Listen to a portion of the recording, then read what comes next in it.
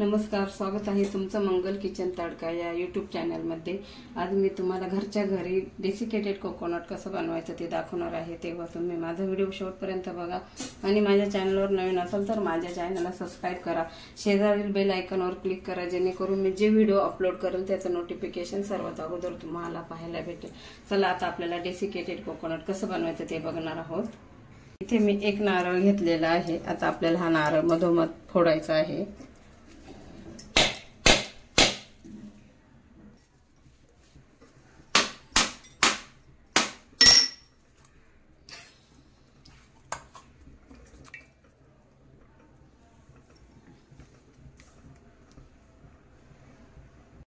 हे बघा मी कसं बरोबर मधोमध फोडलेला आहे। आता इकडे गॅसवर मी गरम पाणी ठेवलेलं आहे टोपामध्ये, त्याच्यावर चाळण ठेवलेले आहे। आपल्याला मंद आचेवर 10 मिनिट वाफवून घ्यायचं आहे।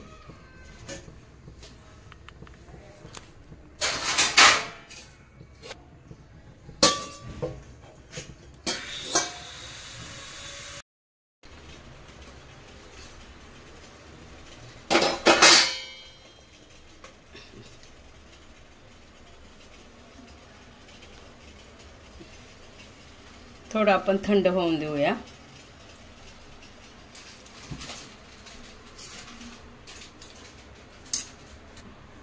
हे बघा नॉर्मल थंड झालेलं आहे। आता आपण काढून घेऊया।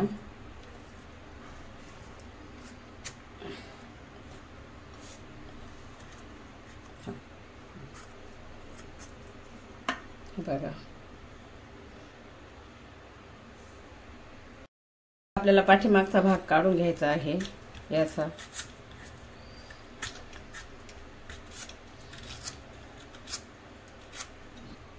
हे बघा पाठीचा भाग मी असा काढून घेतलेला आहे। आता आपल्याला बारीक बारीक तुकडे करायचे आहे याचे।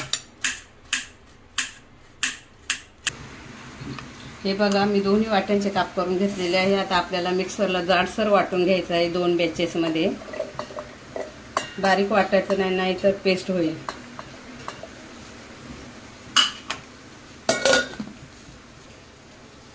हे बघा या पद्धतीने असं जाडसर वाटून घेतलेलं आहे। हे बघा मी अशी भरड करून घेतलेली आहे।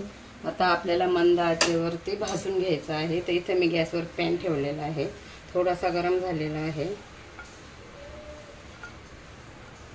10 ते 15 मिनिट आपल्याला भाजून घ्यायचं आहे मंद आचेवर, म्हणजे यातील ओलसरपणा नाहीसा होईल।